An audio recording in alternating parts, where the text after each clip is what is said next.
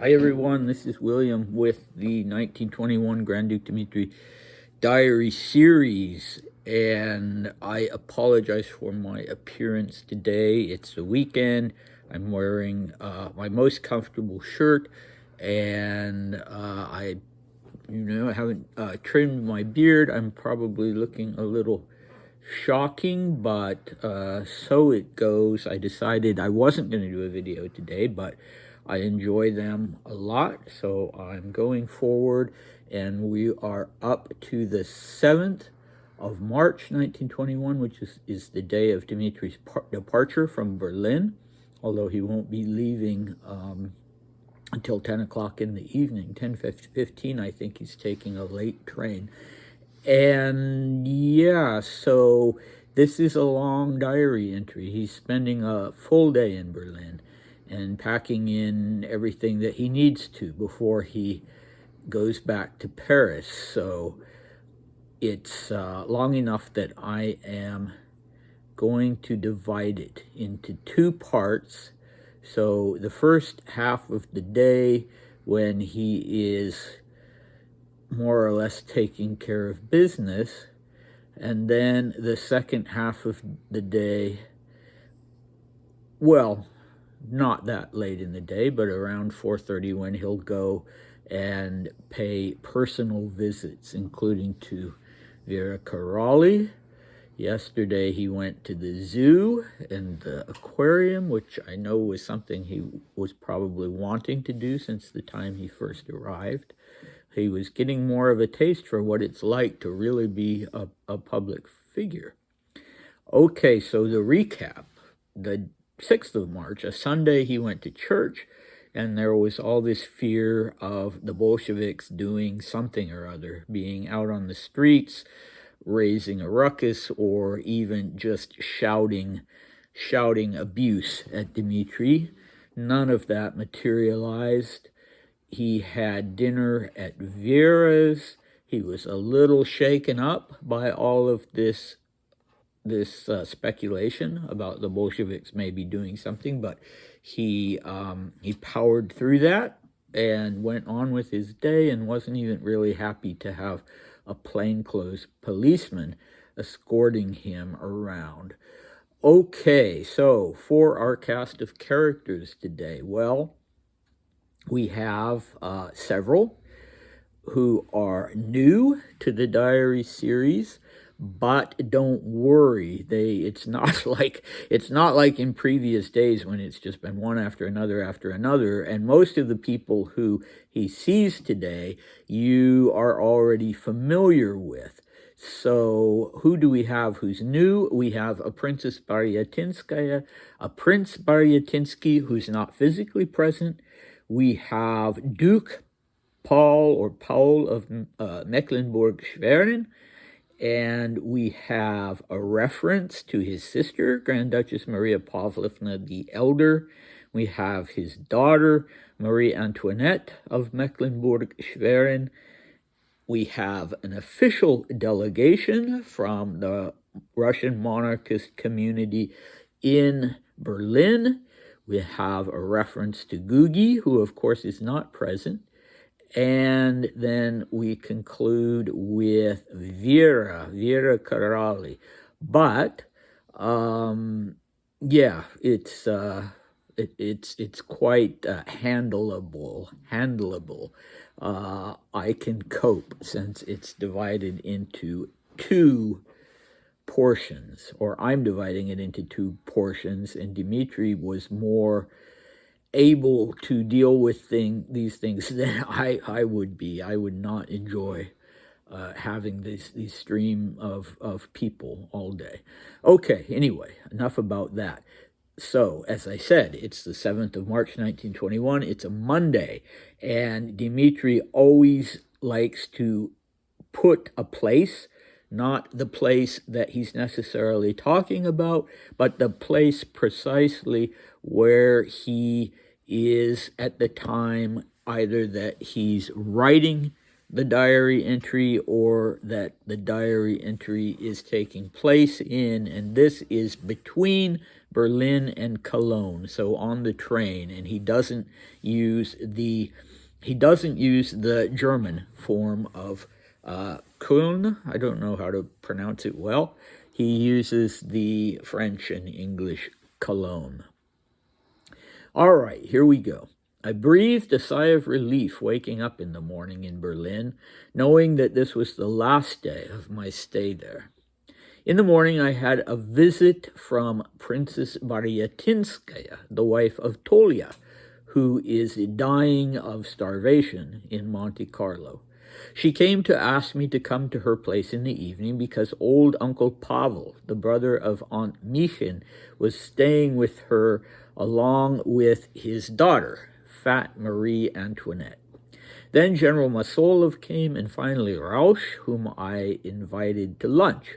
In the morning, I got a letter from Gugi with a new photo to replace the one that I had lost, along with my wallet.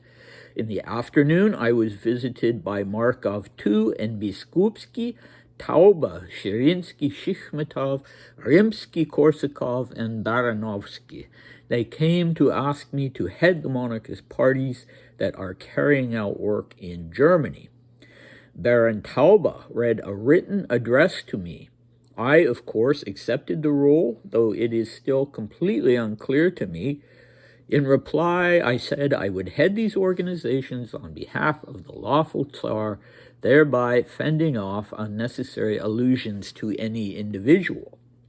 Then a lot of words were wasted on the topic of whether or not to respond to the article in the Berlin emigre newspaper Ruhl, which published an account of my visit to the Russian National Assembly and my speech, in which I supposedly told those in attendance that all of this was untimely. Naturally, I was of the opinion that no reply was necessary, but they all argued with each other and got worked up. What pettiness, even among these people. Okay, so that, recall, is just the first half of the day. This is all prior to 4:30 p.m. So we find out that Dmitri is relieved to be leaving Berlin. The first thing he thinks about when he gets up is, yeah, what a relief, I'm getting out of this place. Yeah, it's been kind of busy and a little bit overwhelming, I think. So his first visitor for the day is completely non-political, Princess Maria Sergeyevna Bariatinskaya. She'd been married before. She was in her 50s, and her current husband, who had also been married before, was General Prince Anatoly Vladimirovich. He was the same age as her, the same year of birth. He had been kind of a big wheel at court and in the military. In Imperial Russia, he was a member of the suite.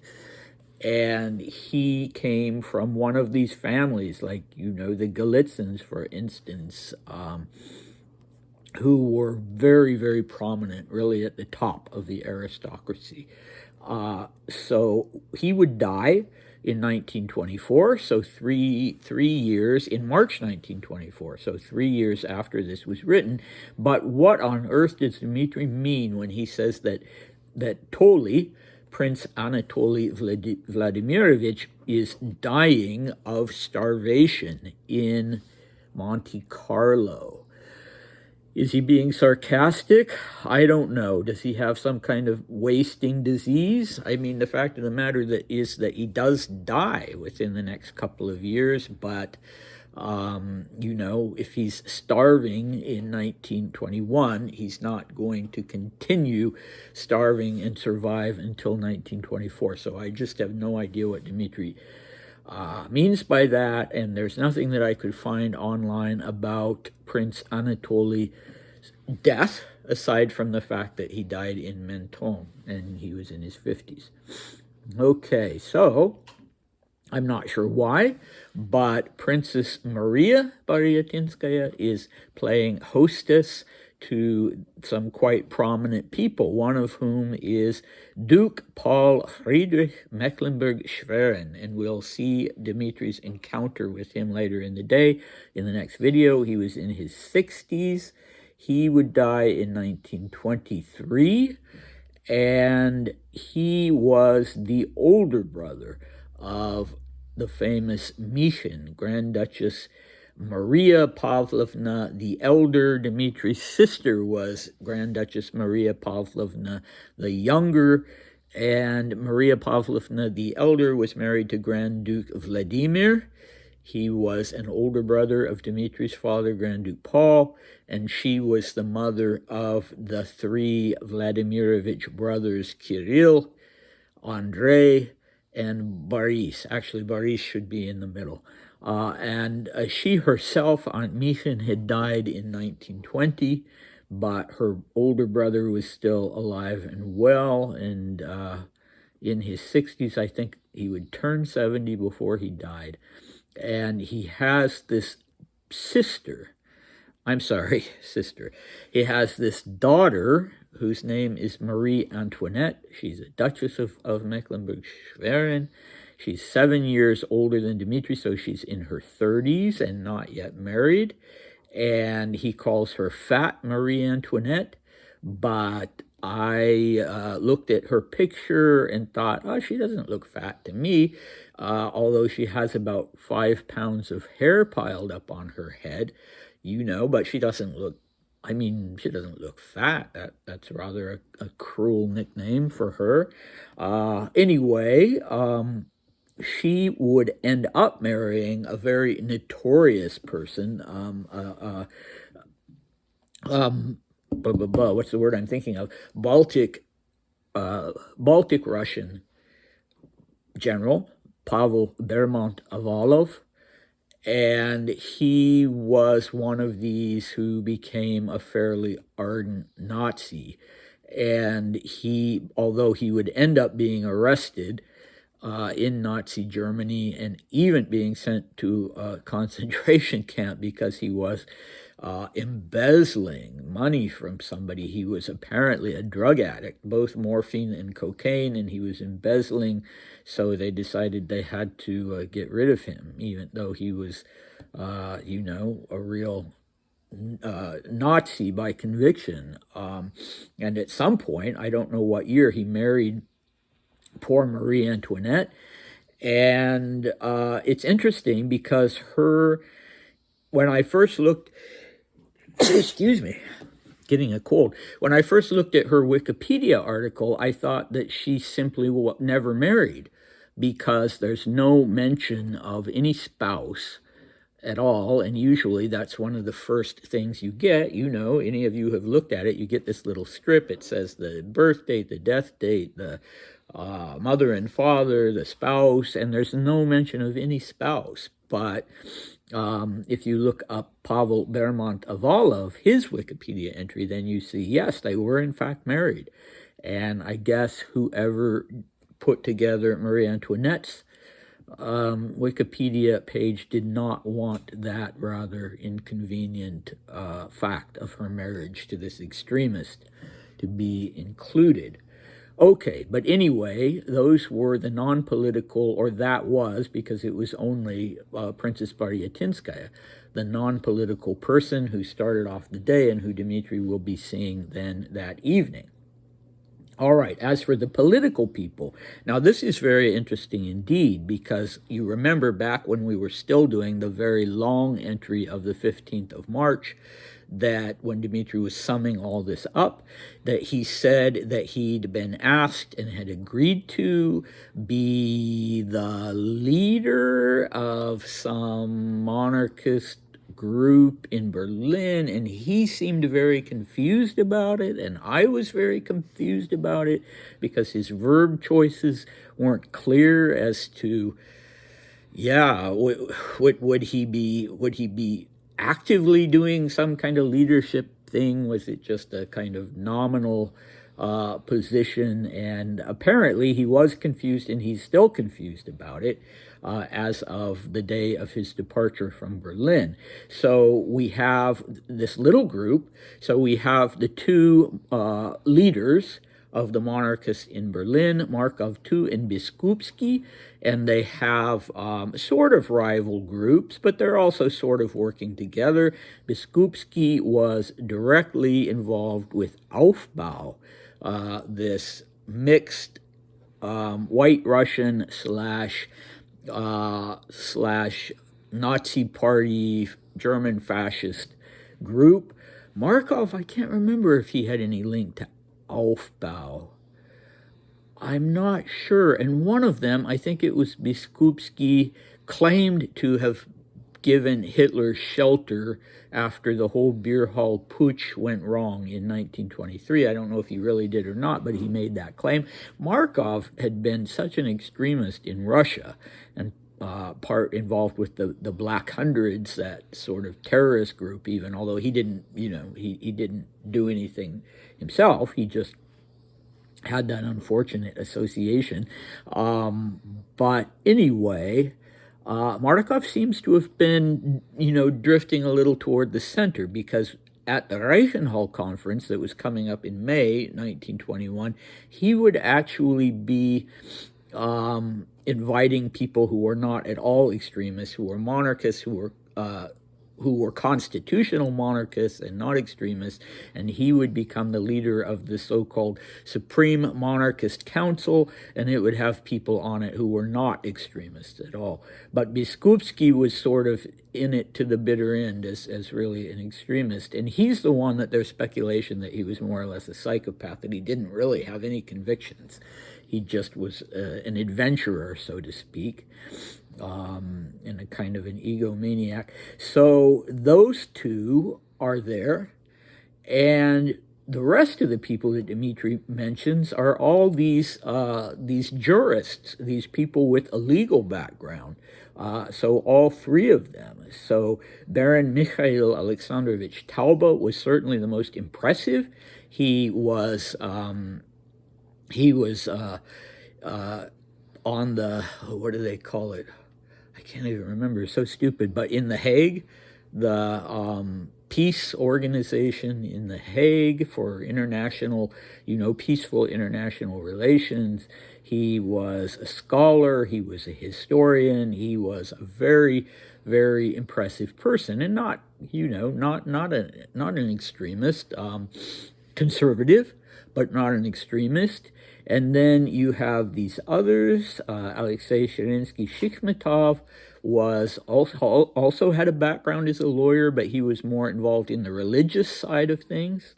And then Rimsky-Korsakov had been a senator in Imperial Russia, as had Tauba. They were, they were impressive people. They were important people, not stupid at all, not extremists.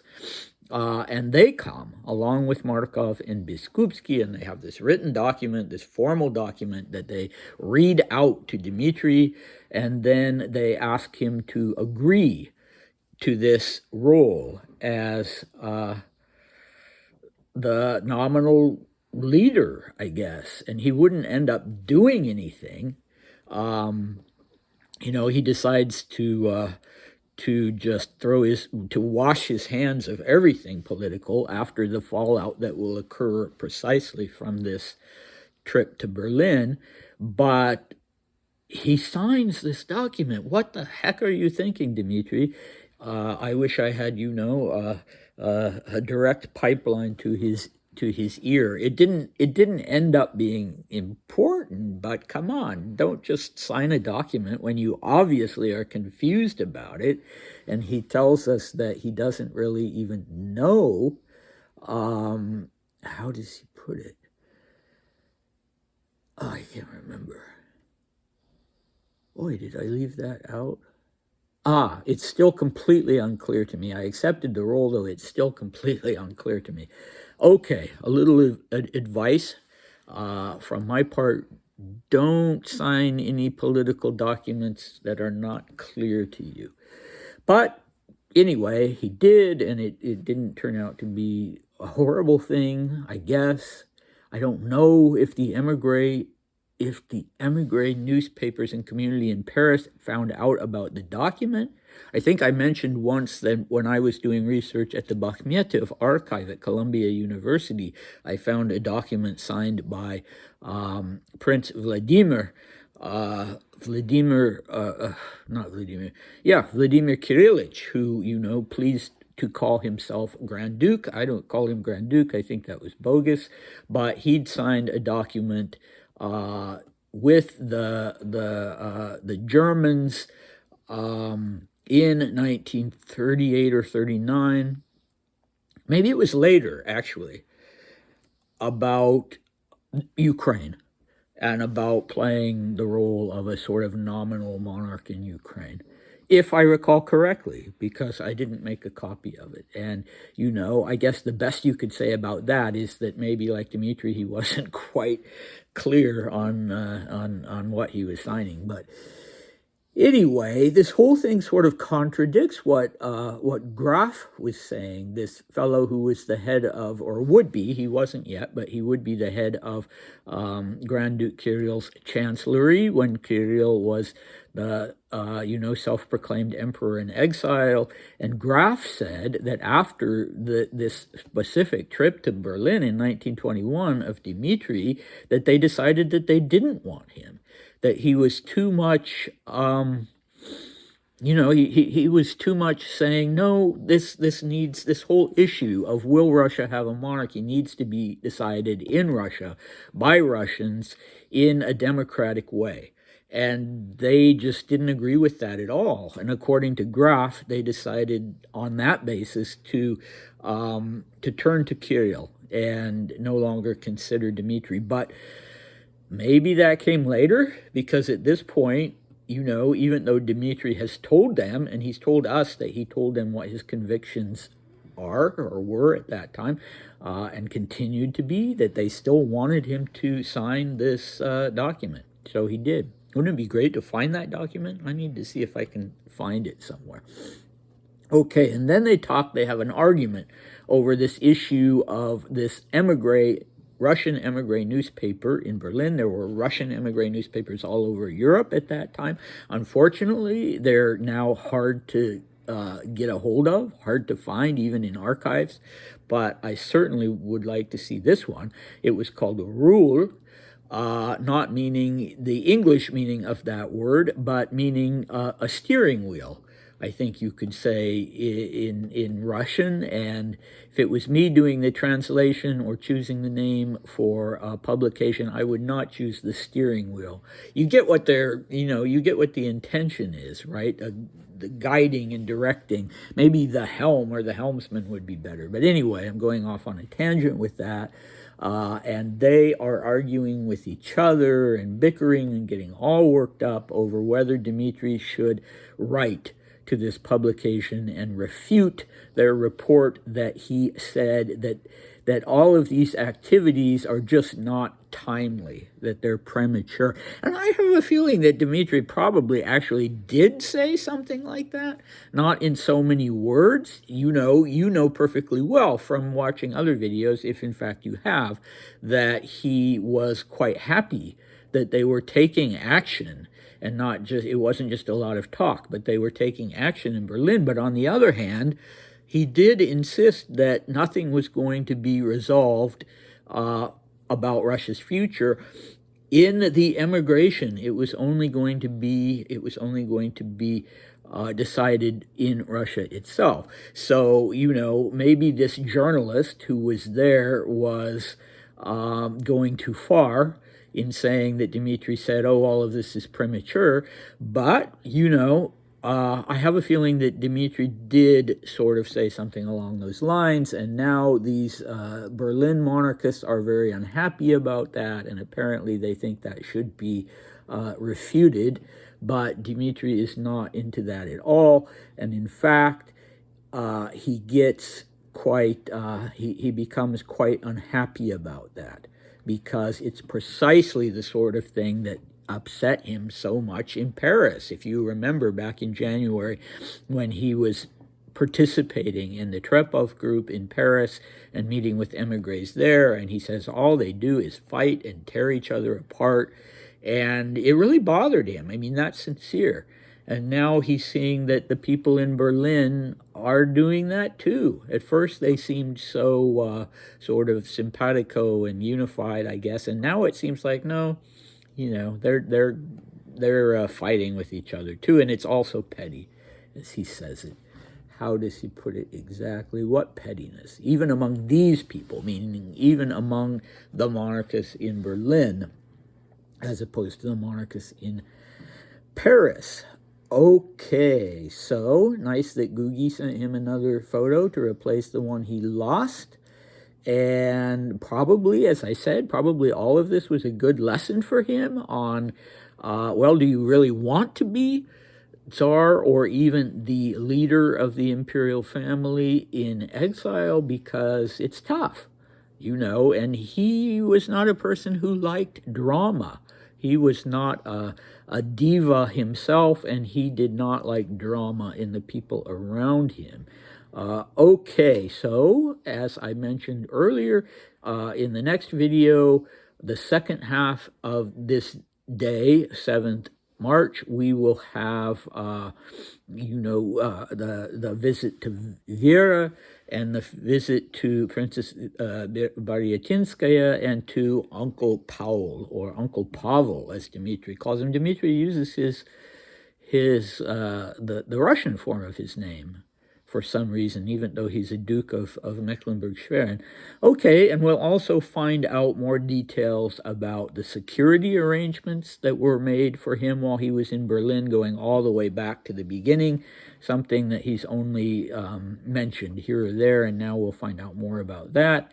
And then he'll be getting on the train at 10:15, and we'll find out how he feels about that as he's leaving Berlin. You remember how unhappy he was, how sad he was about leaving Copenhagen. So you'll find out if the same is true with him leaving Berlin. And I think you probably, based on what he says about waking up that morning, I think you already realize that he wasn't particularly sad about leaving. Well, he was sad about something. You'll find out what. All right, so come back next time. I'll see you then. Bye.